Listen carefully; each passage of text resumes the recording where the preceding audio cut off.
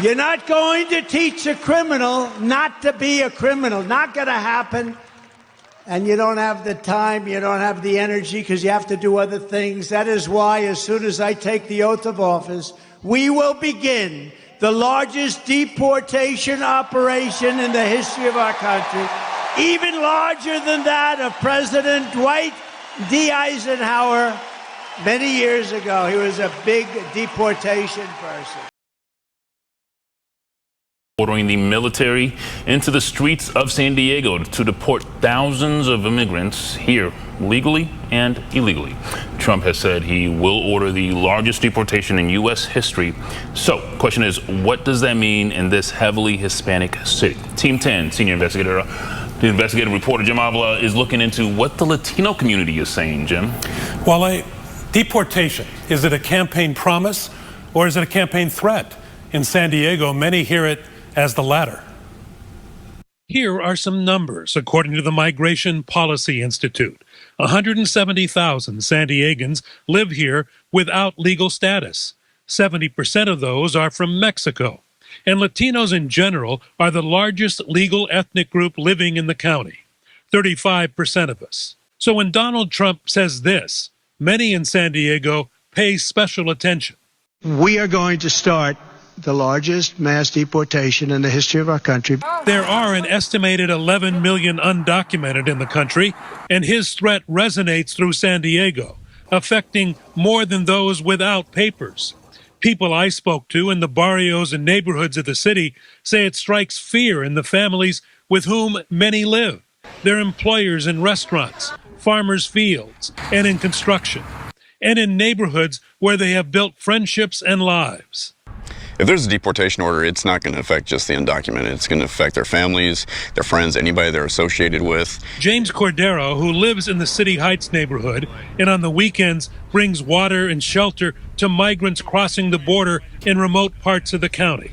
Especially to someone that's undocumented, without papers here in the United States, it could be a very scary word.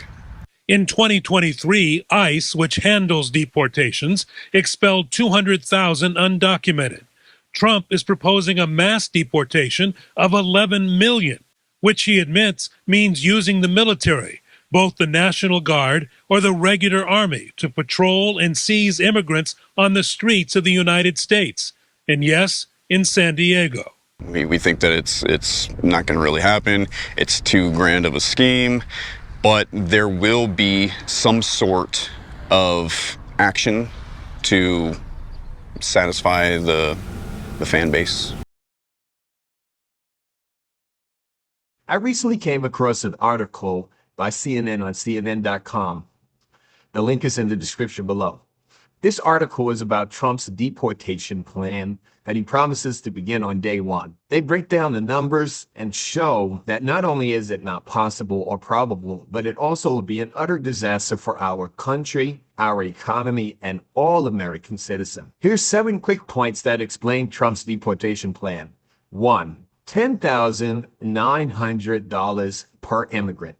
That was the average cost of apprehending, detaining, processing, and removing just one undocumented immigrant from the United States in 2016. And things have got a lot more pricier since then. They must be escorted by 2 ICE agents on flights that would cost $3,000 to $5,000 currently. If 1 million undocumented immigrants are deported per year, mass deportation could cost more than $960 billion over a decade. This must be funded by our broken Congress. Where would these facilities be built, you ask? The question. Remember NIMBY? Not in my backyard. Nobody wants massive deportation centers in their counties, their communities, or in their states. Number 2, $992 million for detention facilities annually. That's the amount that the Department of Homeland Security budgeted for soft-sided temporary detention centers along the border in the fiscal year 2023. That would house children, women, babies, and non-violent men. Operating a soft-sided shelter can cost up to $40 million a month, according to Jason Hauser, former ICE chief of staff. That's just for one facility. Using more space and state and local jail facilities rather than building new facilities would also come with a hefty price tag. That's going to be $300 to $350 per night per immigrant. We must increase the size of ICE operations by 5 or 6 times in hiring thousands of new officers, building tens of thousands of new detention beds, and that would take some time. Number 3, 1,016 days is the average time that it takes to deport one undocumented immigrant. That's almost 3 years. There are still legal processes that we have to go through in order to remove somebody. It's called the U.S. Constitution, the 14th Amendment that ensures due process. We are a country of laws, my man, and one man can't change the law or the Constitution unilaterally. They have the right to mount a defense. Just because you're not a citizen doesn't mean you don't have legal rights in this country. That's the law. After ICE arrests someone, lengthy delays in immigration court proceedings can take years. It doesn't matter how many people you arrest because the Constitution requires that they get due process, which means they have an opportunity to pitch their case to an immigration court judge. The already huge backlog of cases in immigration court has increased significantly during the Biden administration, more than doubling from nearly 1.3 million cases in January 2021 to more than 3.7 million cases today. Number 4, 13 countries have a no backseas policy. That means that once they get to America, their home countries no longer will allow them to be returned. The number of countries deemed recalcitrant by the Department of Homeland Security as of 2020 was 13. That includes China, Russia, India, Cuba, and now Venezuela. That term applies to countries that generally won't accept deportation flights to help provide travel documents to their citizens when the U.S. wants to remove them. So we need cooperation from the home country in order to repatriate these undocumented immigrants. Number 5, 4.4 million children who are most likely U.S.-born citizens will become without a guardian or parent if ICE starts rounding up and doing raids for Trump's mass deportation plan. The number of U.S. citizens under the age of 18 with at least one undocumented parent is 4.4 million children. 1 in 4 Latino households have mixed families where one family member is undocumented. After ICE arrested nearly 700 people in raids in 7 Mississippi chicken plants in 2019, a local gym opened its doors to kids who had gotten off school buses and discovered their parents were missing. TV crews filmed traumatized and desperate kids at the scene, pleading for authorities to release their parents. After a meatpacking plant raid in rural Tennessee in 2018, 500 kids missed school the next day. Less students mean less federal money, so teachers have to be laid off. Number 6, 8.3 million workers, or 5% of our workforce, are undocumented immigrants. The number of undocumented immigrants in the U.S. workforce, according to Pew Research Center, is 8.3 million and growing. That's 5% of our workforce. And the share of undocumented workers is particularly high in certain industries, including construction, agriculture, and the service industry. These are jobs Americans are not willing or not trained to do. That would have an inflationary effect on food prices. You think prices are high now. Imagine the increases in labor costs for our meats, fruits, vegetables, flowers, wine, construction, landscaping, our roads and highways and bridges, our home tier. Everything would increase because in order to attract American citizens, they would have to pay more money. So whether you're eating out or eating in, it's going to hurt your wallet. Removing people that we know are here and working would be shooting ourselves in the foot economically.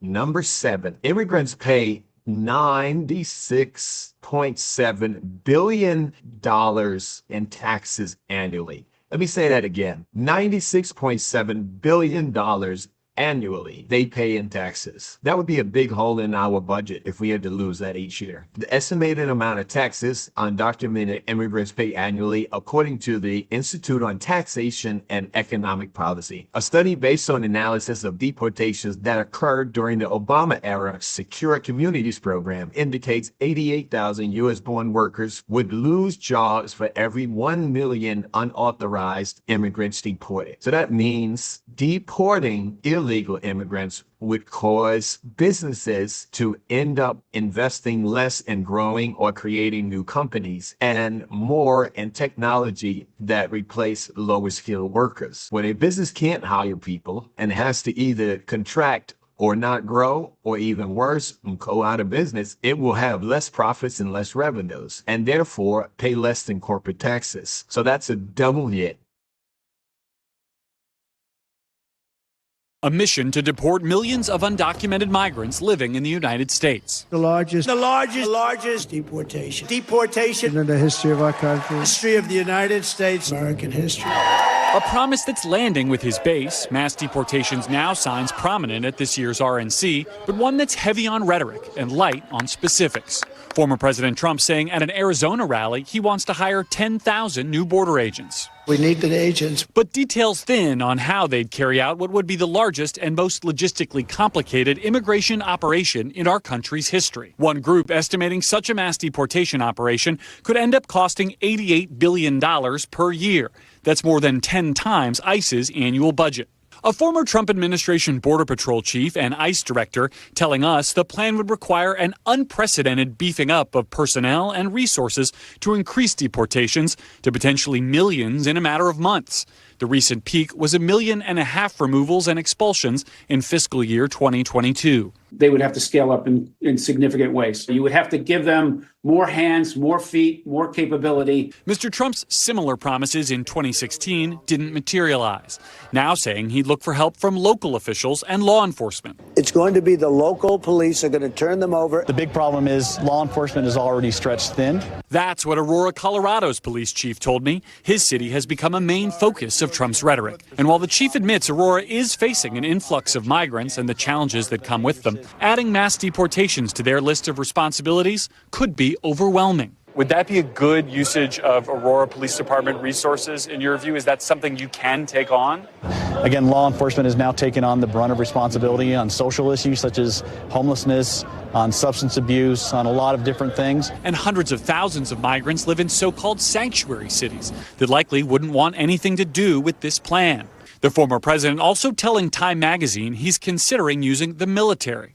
But federal law bars the military from being deployed against civilians, regardless of immigration status. It's possible that talking so tough and disrupting enough lives could cause many migrants to self-deport. I think some of those people, given an opportunity to return home, to go be with their family, to be repatriated in certain locations, would take that opportunity. A decision that immigration activist Alba Jaramillo says would lead to families being torn apart. They'll self-elect to separate, but not because they want to, because they really have no choice. Mr. Trump, talking to me back in August, was vague on how he'd make sure that didn't happen. Will you separate families to get to those goals? Provisions will be made, but we have to get the criminals out. Despite labeling many migrants as criminals, the data tells a different story. An NBC News review earlier this year found overall crime levels dropping in cities that received the most migrants. And a recent report from the DOJ's National Institute of Justice, analyzing data from Texas, found that undocumented immigrants are arrested at less than half the rate of native-born citizens for violent and drug crimes. Still, voters trust Trump on immigration more. But the Harris campaign has pointed to Trump and his allies killing the bipartisan border security bill earlier this year.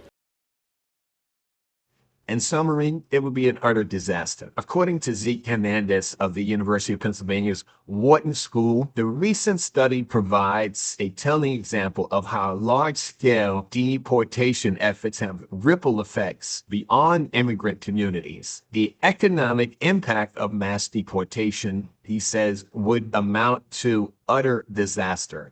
We Americans, we the country, we and our communities would be significantly damaged, he says. Remember, democracy is not a spectator sport. Vote.